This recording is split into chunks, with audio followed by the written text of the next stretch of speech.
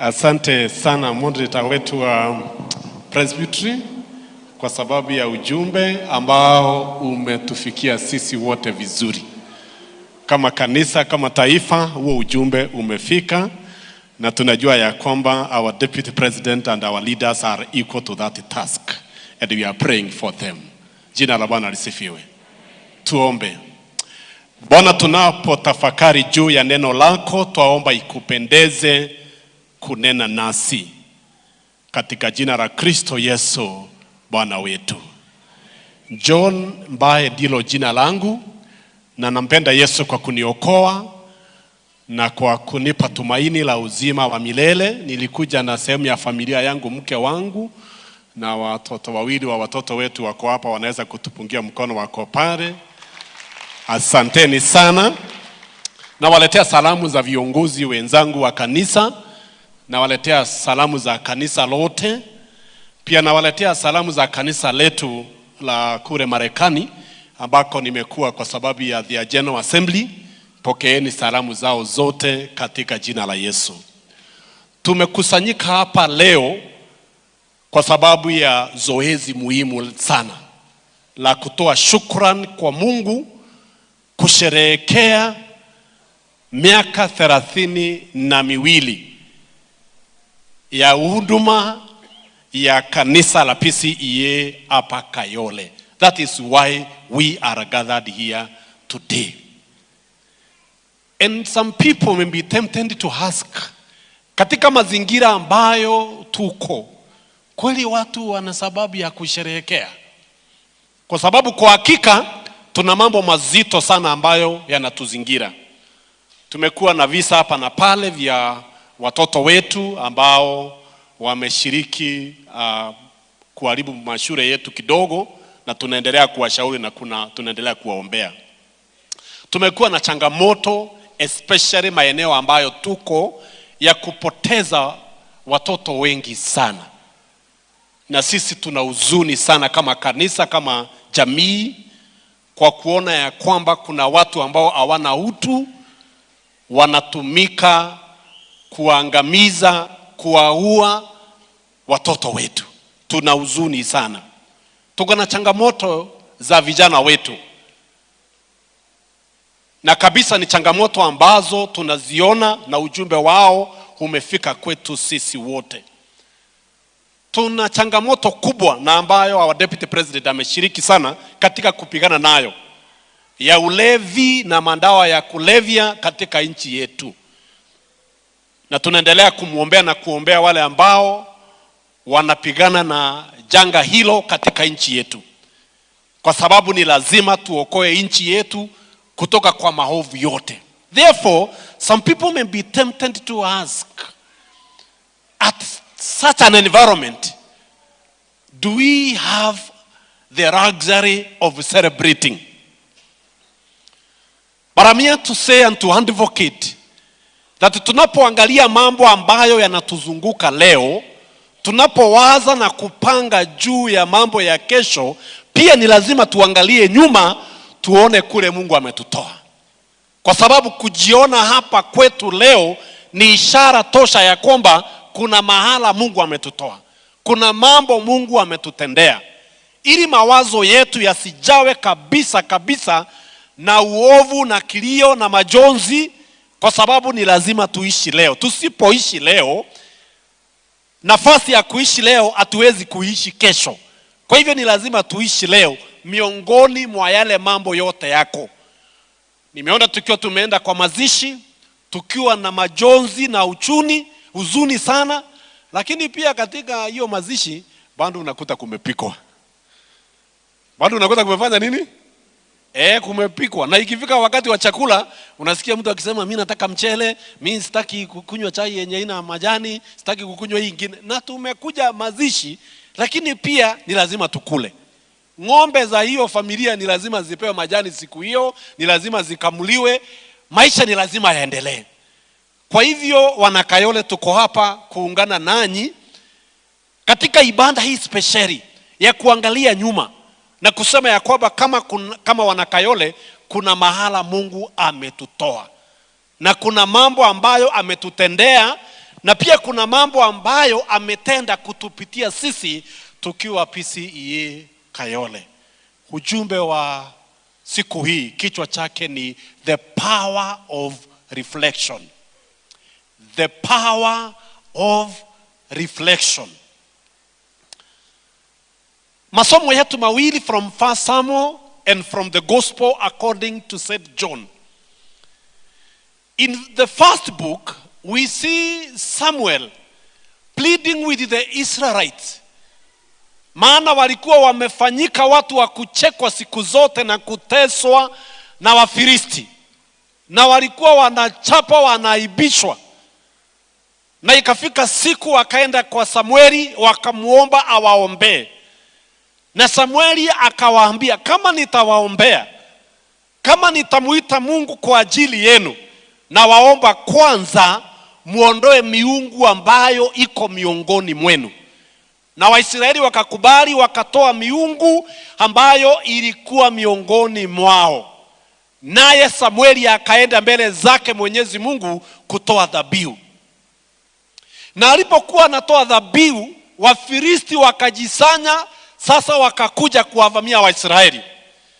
Na Waisraeli walipojua Wafilisti wanakuja, wakaogopa zaidi. Maana Wafilisti walikuwa mbele ya Waisraeli. Walikuwa na silaha ambazo zilikuwa more sophisticated kuliko Waisraeli. Na hivyo siku zote wakienda vita, Wafilisti walikuwa wanawavamia na kuwapiga Waisraeli. Kuna wakati pia walikuja wakawapiga, hata wakachukua sanduku la agano ambalo lilikuwa ni ishara ya Mungu kuwa pamoja na Waisraeli. Na Waisraeli wakawa na huzuni sana. Lakini kilichokuwa kinafanya mambo haya yaendelee ni kwa sababu ya Waisraeli kujiingiza kwa miungu mingine, uombezi wa miungu mingine, kutomuweka Mungu wao mahala ambapo halikuwa napaswa kuwekwa, na wakaweka mambo mengine mahala pa Mungu wao, naye Mungu wao akawaachilia. Na tumeona haya mambo yakitendeka wakati mwingi, na ni vyema tukae tukiwa watu ambao wana reflections, ili tunapoona mambo mengine yakituzingira, yakitujia, tunakuwa na wakati wa kujiuliza, yawezekana ya kwamba mahala ambapo twapaswa kuweka Mungu wetu tulimtoa tukaweka mambo mengine.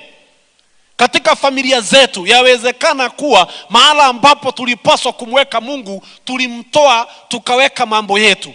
Kama kanisa, kama taifa, tunapaswa tujiulize swali lile, maana ndilo lililowaletea Waisraeli shinda nyingi sana.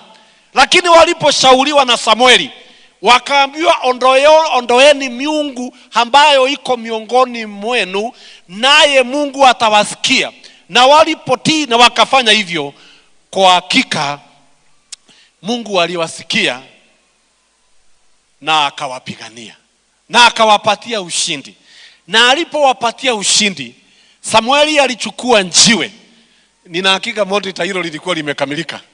Hilo alikuwa kama hilo la huko kwingine ambalo naambia our MPs wasipitishe. Hilo lilikuwa ni jiwe ambalo lilikuwa limekamilika. Akaliweka jiwe kubwa katikati ya Mispa na Sheni, na akasema jiwe hili litaitwa Ebenezeri, kusema ya kwamba hadi umbali huu ni Mungu ametuleta.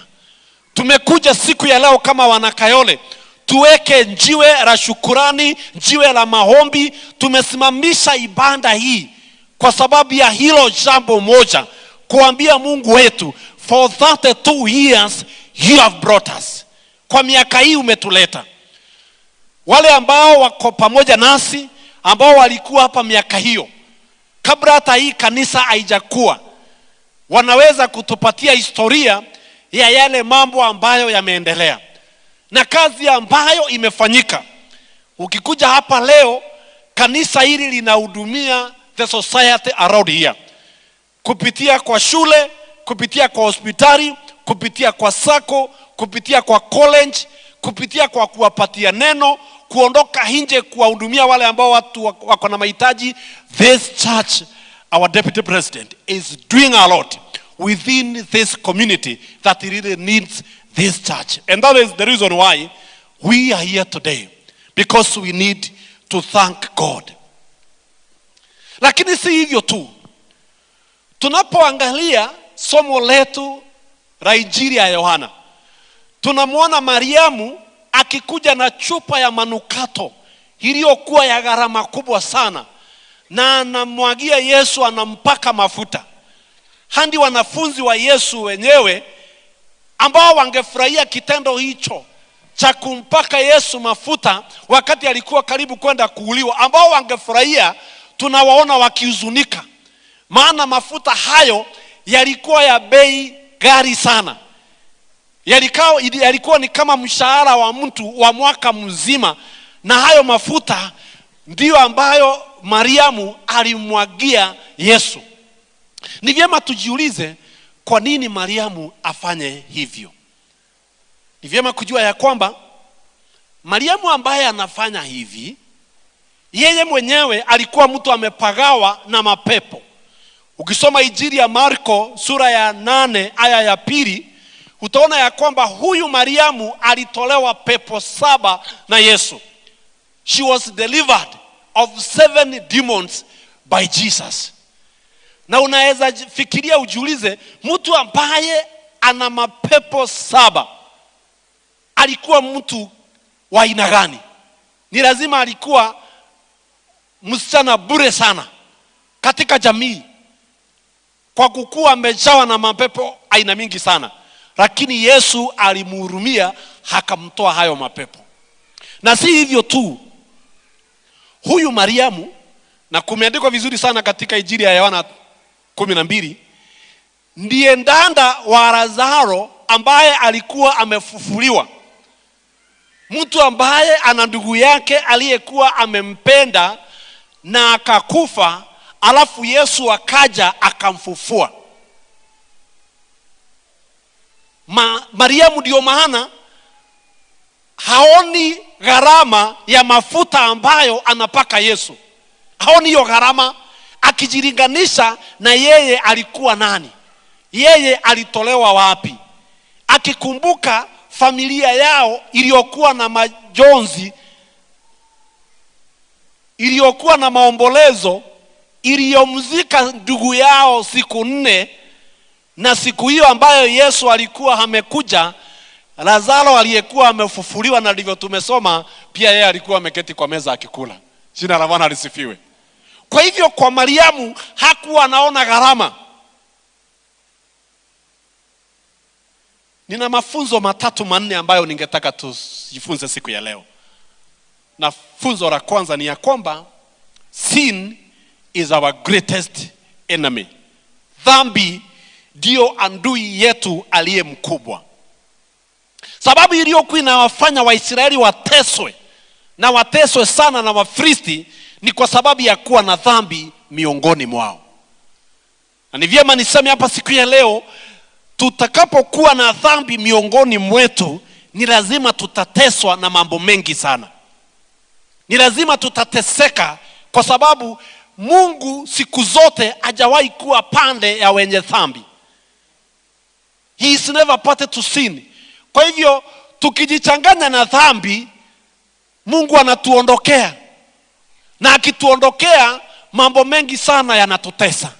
Na tumeteseka kama watu binafsi, tumeteseka kama familia, tumeteseka kama kanisa, kama taifa, kama ulimwengu, tumeteseka sana. Na kuna kilio. Wakati nimekuwa for the General Assembly pale Marekani, one of the resolution ambayo kanisa ilipitisha unanimously ni changamoto za bunduki katika familia. Maana kwao kuwa na bunduki ni haki ya kila mwananchi pale. Lakini huzuni wa kanisa ni ya kwamba bunduki hizi, they are so accessible to children that today Marekani watoto wengi wanakufa kutokana kwa bunduki kuliko kwa magonjwa. Na kwa hivyo kanisa linasema ya kwamba we respect our constitution. Our citizen for sure should have arms. But what we are condemning and we are refusing and we are telling our beautiful nation, ni lazima yule mtu ambaye ako na bunduki ajue ya kwamba ana jukumu la kuzuia bunduki yake iende kwa mikono mwa watoto. Kwa hivyo hata wao wanakabiliana na changamoto nyingi sana ambazo zinawasukuma. Na kwa nini haya mambo yanaendelea na yataendelea kuendelea? Ni ikiwa miongoni mwetu tutakuwa na dhambi. When we read in Joshua chapter 7, wakati wa Israeli walienda kupigana na mji kidogo sana, ulikuwa unaitwa Hai.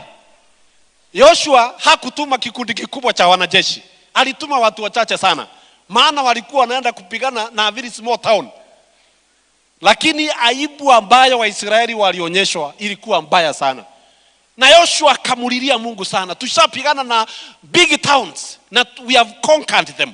Kwa nini utuaibishe kwa kupigwa na mji kidogo kama haka? Mungu alimwambia Joshua, Waisraeli wangalipo na dhambi, sitawahi kuwa pande yao. Waisraeli wangalipo na dhambi, siku zote watakuwa wanaonyesha adui zao migongo yao wakiwa wanawatoroka. Kwa hivyo kama Waisraeli wanataka nikuwe pande yao, ni lazima na wao wakae mbali na dhambi. Na hivyo ndivyo Samueli anawaambia Waisraeli, ikiwa Mungu atasikia maombi ambayo mwataka niombe, ni lazima mkae mbali sana na dhambi. Kwa hivyo kwetu sisi kama Wakristo, kwetu sisi kama wananchi wa nchi yetu tukufu, ni lazima tujikinge na tukemee haina yoyote ile ya dhambi. Our second lesson. There is no gratitude without looking back. Tusipotazama nyuma hatuwezi kutoa shukrani. The only reason that people are not grateful is because of not looking back. Na tuna watu wengi sana leo ambao wamejawa na mambo ambao yako hapa na yale yako mbele, lakini hawana wakati wa kutazama nyuma. Kile kilifanya Samueli achukue njiwe kubwa la kumsherehekea Mungu ni kuangalia nyuma na kuona vile Waisraeli walikuwa wanateswa na Wafilisti, na kuona ya kwamba huyo Mungu amewapatia ushindi. Akasema tunapaswa tumshukuru. Kile kinafanya Mariamu achukue manukato ya bei kali sana hamwagie Yesu ni kutazama nyuma na kuona ya kwamba mimi nilikuwa mtu bure sana, mimi nilikuwa mtu amepotea, lakini mimi nilikombolewa na nikafanyika mtu. Hata leo niko na mali hapa na pale. Mimi nilikuwa mtu ambaye angekuwa anaitwa ndanda wa yule ndugu alikufa, lakini kwa sababu ya Yesu leo ndugu yangu niko naye. Mariamu akitazama nyuma anaona ana sababu ya kutolea Mungu shukrani. Wakristo wapendwa, siku nyingi sisi hatutazami nyuma, hatujiulizi ni wapi tumetolewa na Mungu. Na hata kama taifa wakati mwingi tunaangalia yale mambo tuko nayo saizi, yale ambayo yanatusumbua. Sijui finance bill, sijui mambo ya cabinet, sijui haya mambo yako hapa na pale. Lakini wakati mwingi hatuchukui nafasi ya kutazama nyuma na kuuliza kama taifa tumetoka wapi? Where have we come from? Ni wapi tumetoka kama taifa? Because we are not a failed state. We are a progressing state. We have our challenges, that is true. We have our challenges, that is true. Lakini midomo yetu siku zote kweli itajawa na uovu wa saizi, ama tutachukua dakika moja tutazame nyuma. The reason why we are here in Kayole, si kusema ya kwamba mambo yote hapa ni straight. Tukiingia ndani ya Kayole bado tutakuta wako na changamoto zao. Lakini wanasema ya kwamba muda wetu wote, mwaka wetu wote hauwezi jawa na kulalamika na kunungunika na kubishana hapa na pale. Ni lazima tutenge muda tumwambie Mungu, Mungu ni asante. Hata ikiwa hivyo, Mungu ni asante. Jina la Bwana lipewe sifa. Sijui ukiangalia nyuma wale ambao labda wako 40, 50 years, 32 years, sijui wewe ulikuwa wapi? 10 years, sijui ulikuwa wapi? If you don't take a minute to look back, you will never have a reason to thank God. Leo wewe uko Nairobi, uko kazini, ama umeolewa, umeoa, una baba, una hiki, uko na kile kingine. Lakini usipotazama nyuma, huna sababu ya kushukuru. Including our deputy president today, if you do not look back, you can't thank God. Because there are issues here ambazo zinakusumbua. Kuna mambo ambao unaangalia kule mbele, lakini kile kinaweza kukupatia nafasi ya kushukuru ni kuangalia nyuma. Kusema, yani mimi mtoto wa kutoka kule Mathira, leo mimi ndio deputy president wa nchi yetu. And we are happy that you joined us, not for any other reason. You joined us that together with Kayole wakiambia Mungu asante, hata wewe unaambia Mungu ni asante. Si kusema ya kwamba kukua deputy president ndio the biggest position in the world. There are other positions. But for this one, thank you God. Kukua hapo huko, kukua na kile unacho, si kusema ya kwamba it is all what you would want in life. There are many other things that maybe you wanted and you do not have. But for what you have, today we must have a moment to tell God, thank you God. There will never be gratitude unless you have an opportunity to look back. Maybe when you are in primary school, there are children who are better than you, doing better than you. Lakini ukijiangalia leo, you are better than them. Ukiangalia utaona wako nyuma yako. Kuna familia ambazo zilikuwa nzuri sana, zilikuwa more promising than your family. Lakini ukiangalia leo, utaona wako nyuma yako. Ukiangalia hayo mambo yote, utaambia Mungu ni asante. Labda kuna watu wanaweza sikia tuko Kayole tukishukuru, watuulize Kayole, ni nini inaweza fanya watu wa Kayole watoe shukrani? What would make Kayole people to thank God? I wish it is Evergreen that is talking. I wish it is that other that is talking. So some people may not know why you are thanking God. Wewe unashukuru Mungu ukiwa nani? Ukiwa na nini? Kila mtu ako na historia yake. You have your personal life. You have your yesterday and those days that were there. You can thank God today. Don't care how wengine wanasema nini. Kwa sababu mbele yako kuna watu wengi sana ambao wako mbele yako, ambao wako na mambo makubwa kukuliko. Tukikaa tumetazama mbele, tutakaa tukibishana, tunakaa tukirubana, tunajaribu sana kucompete. We will remain in a competition all the time. We will have no time to thank God, even to enjoy anything that we have already accumulated. Because kuna wengine tunaona mbele yetu, na tunaona hawapasi kuwa mbele yetu. Mimi ndio ninapaswa kuwa mbele kabisa. Tukikaa tumetazama mbele, we will never thank God. Tukiangalia zile parokia ambazo ziko mbele ya Kayole, sisi wana Kayole hatutawahi shukuru Mungu. Maana labda by the time tutoke katika ulimwengu huu, hatutakuwa tumefikia St. Andrews. Labda hatutakuwa tumefikia Bahati. Labda hatutakuwa tumefikia parokia zile zingine. So we will never thank God because there are people who are ahead of us. Siku zote katika maisha utakuta ya kwamba kuna familia ambazo they are doing better than you. Then if you keep looking at them, you will never thank God. You will be every day waking up to know, how can I do better than them? How can I be better? How can that one be mine? How can I be the one driving that better car? How can I be driving that other? Going there, flying that, whatever. You will never have a time to thank God. But we are here in Kayole today. Like Samuel looking back.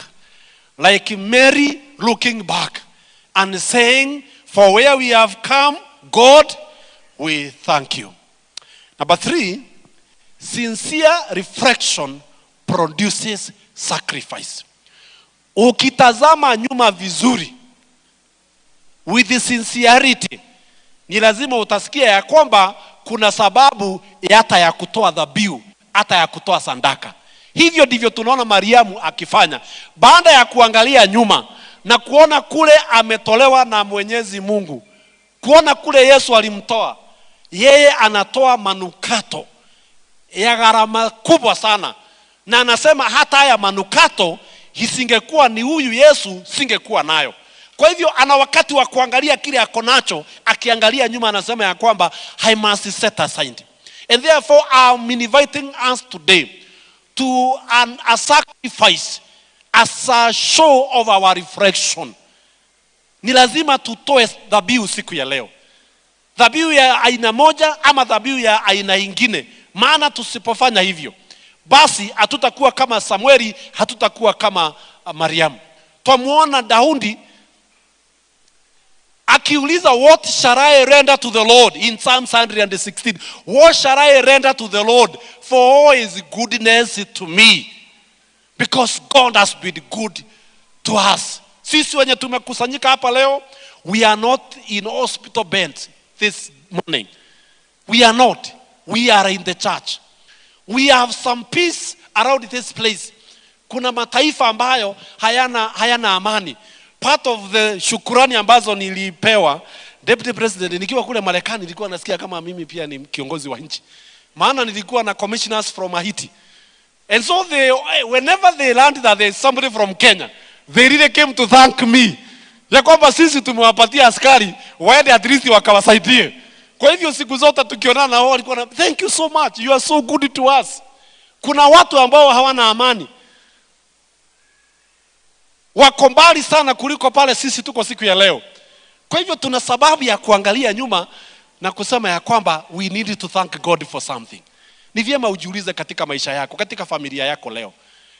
Do you have anything for which you can thank God for? In your life, the way it is now, the way your pocket is, the way your family is, the way your health is. Do you have something for which you can thank God for? You know, when we do not thank God, he cannot thank himself. If you don't give thanks to God, God cannot thank himself. And therefore, when we offer an offering of thanksgiving to God, wakati tunamshukuru Mwenyezi Mungu, we are doing to him what he cannot do to himself. He cannot do it to himself. And if you have a day ambayo itaisha na Mungu hajapokea any praise from you, then kwa Mungu hiyo siku ni hasara kwake. Yeye amekupatia uhai, umeshinda siku yote na hujampatia anything. Kwa hivyo yeye kukupatia hiyo siku hakuna faida kwake. There is no benefit. There is no benefit to your Savior if you never thanked him. If you have no reason to thank him in any day, then kwake ni hasara. Could we be serving Jesus, who is daily a loss making Jesus as far as your account is concerned? Because you kuna account kwake. Wale watu walipea uhai, wewe ni mmoja wa wale alipea uhai leo. So by the end of the day, yeye mwenye alikupatia uhai atapata nini? Because amekupatia uhai, umetoka umerudi, watoto wako wametoka wamerudi, mke mume hiki na kile kingine, yeye amesustain that for you. Yeye atapata nini kutoka kwako? If you get nothing, that's a loss to him that day. Ni siku ngapi umefanya Yesu akaandika hasara kwa vitabu zake? Mimi sijapata kitu leo kutoka kwa huyo, is a loss. No acknowledgement, no thanks, no sacrifice, nothing. Ni kulalamika peke yake. Nilichelewa, sikushiba, sikupata hiki, sikupata kile kingine. Siku inaisha kwa malalamiko, kwa kunung'unika. Yesu anashindwa hata kukupatia uhai. Jamani, you didn't see anything to thank God for, hata kwa sababu ya kuwa na uhai. Brethren, today as PCEA Kayori Parish, we are here because we feel we don't want Jesus to record the loss from PCEA Kayori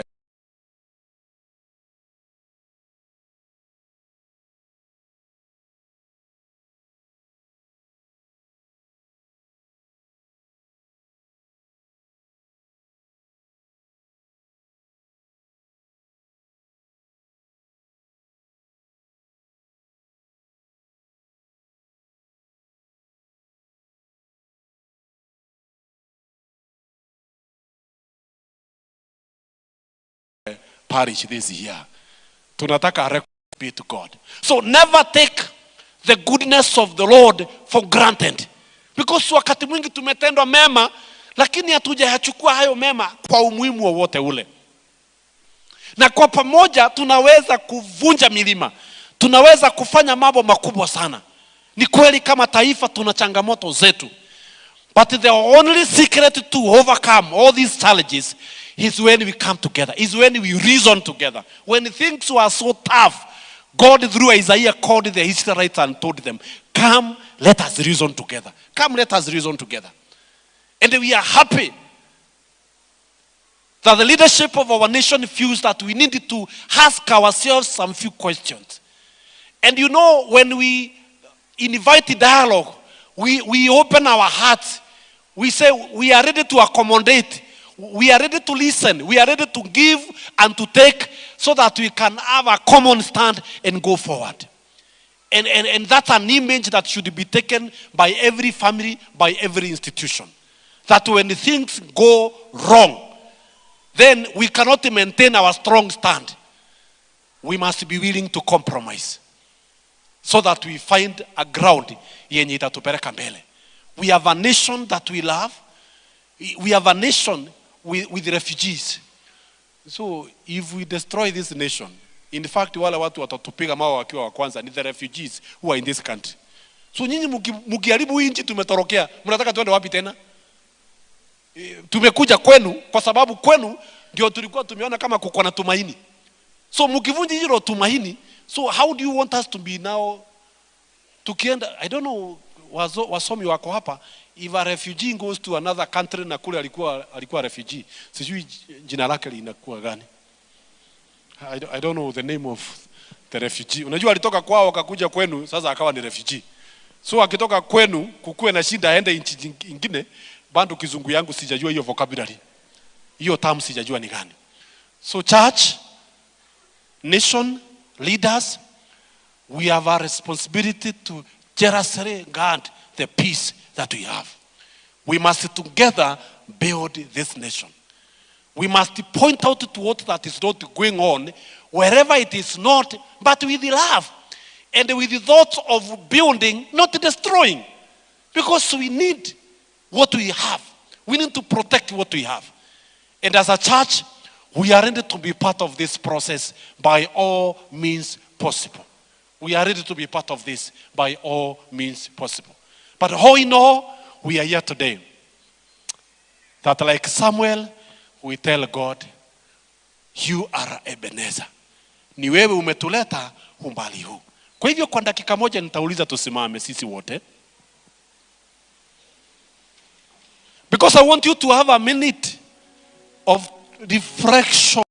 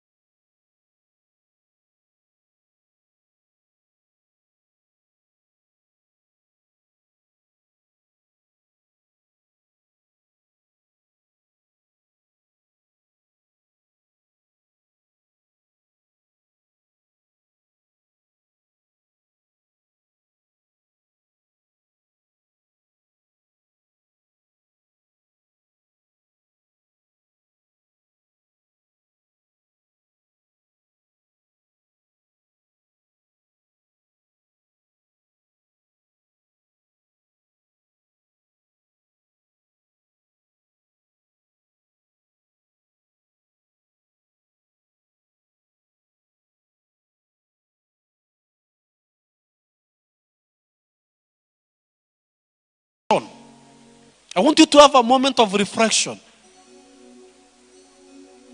So much. Tumesimama tukwambie ni asante.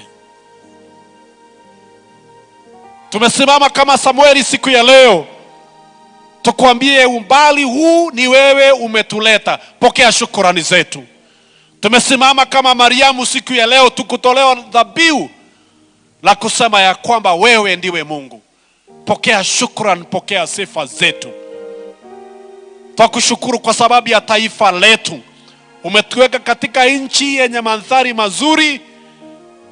Twasimama na kusema ni asante. Tuko na changamoto hapa na pale, lakini wewe ni Mungu unayetujali.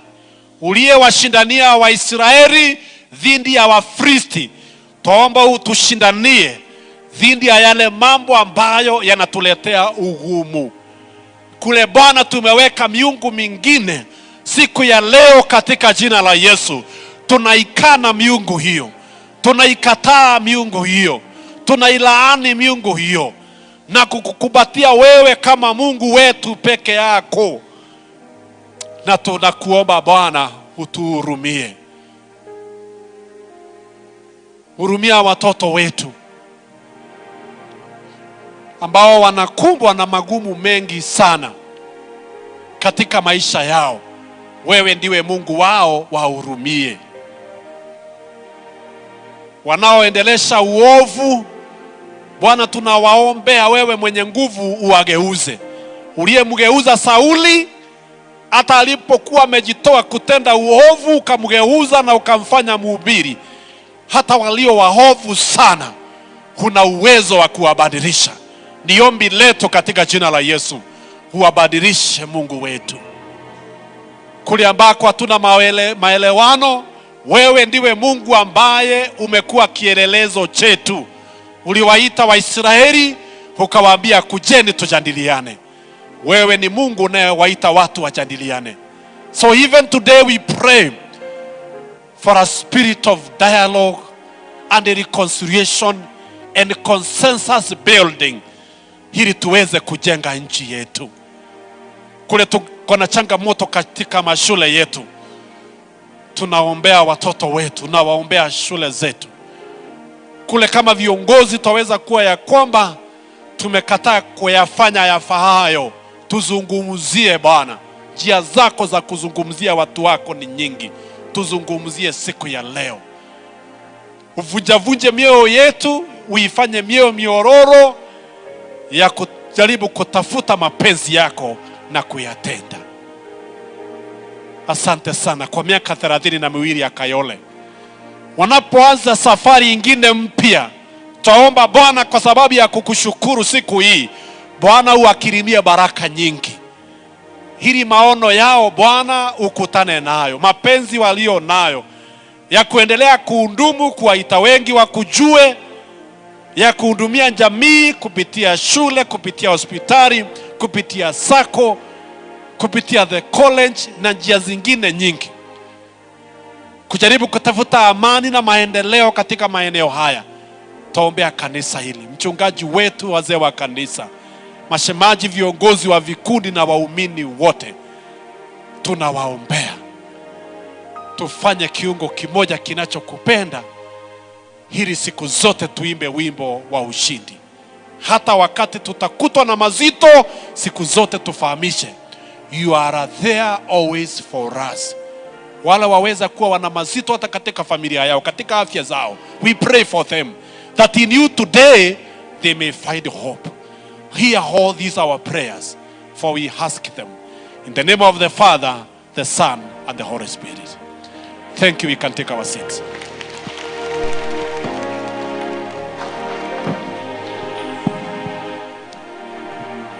Ametutendea, ametutendea, ametutendea. Huyo Immanueli ametutendea, huyo Immanueli ametutendea. Nimeona raha, nimeona raha, kweli Immanueli amenipara. Bwana asifiwe. Thank you for that great word. Mgeukie mwenzako umuulize, wewe ni jiwe ya aina gani? Tumeonyeshwa mawe mawili, muulize ni jiwe ya aina gani? Thank you very much. Ya pili, summary ya vile amesema, ukikosa mambo mengine yote mwambie mwenzako Be an enemy to sin. Hiyo ndio tumeambiwa ya kwamba if you are an enemy to sin, God is an enemy to sin. Ya pili, there is no gratitude. There is no gratitude without reflecting back. Ni lazima kwanza uangalie nyuma ili uone Mungu amekutoa wapi. Na ya mwisho ametuambia sincere reflection produces sacrifices. Ni nini nitamkabidhi Bwana kwa ukarimu wake wote kwangu. Bwana asifiwe. So it depends with individuals, it depends with the families, it depends with the institutions. Kila mmoja wetu tuko na kazi ya kufanya. Bwana asifiwe. Hiyo ni kipindi ambacho tuwafurahia because that is why we are here. Na hiyo ndio huduma ile ambayo kanisa imepewa sana. Tutakuwa na sehemu ambayo nitamuita the session crack ili rudisha shukrani. Ile tunasema ni vote of thanks. Ili tukiingia katika hiyo kipindi ingine tutakuwa tumesema hayo mambo. Kwa hivyo Asaf Mutahi anasema vote of thanks. Si kusema ya kwamba tumemaliza, kuna mambo, lakini for the first vote of thanks. Bwana Yesu asifiwe kanisa. Jina langu ni Asaf Mutahi na yangu ni ya kurudisha shukrani. Na nitaanza shukrani kwa kumshukuru Mwenyezi Mungu aliyetupea siku ya leo. Ni siku tulikuwa tumetarajia na tunangoja na imeweza kufika, na tunasema asante kwa Mungu kwa yale ametutendea. Hata kuangalia hiyo miaka 32 tuambia Mungu ni asante. Jambo la pili, na tunasema shukrani kwa kanisa letu la Presbyterian, the General Assembly, kutukubalisha tufanye hii kazi siku ya leo na kutuma DSG Reverend Bae akuja ashiriki pamoja nasi, akirudi apeleke salamu zetu kwa General Assembly. Tunashukuru pia Nairobi South Presbytery, our moderator Reverend Gikonyo, asante kwa kuja kukua pamoja nasi. The Presbytery Crack Reverend Jehia, Mungu awabariki, na mkirudi kwa Presbytery mpeleke salamu zetu. Next is His Excellency our Deputy President Honorable Rigathi Gachagua. Asante sana, we feel humbled. We are honored to host you as Kayole Parish, na tuomba Mungu akaweza kukubariki. May the Almighty God guide you and protect you all the days of your life. Our area MP Major Donk, asante sana.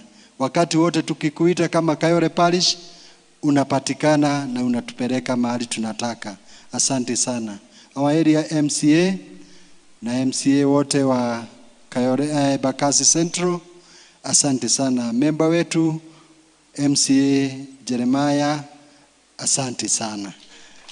Tunaendelea na shukrani kwa all other political leaders wale wamefika, tuwasema ni asante. The office of the Deputy President Protocol Team walituwezesha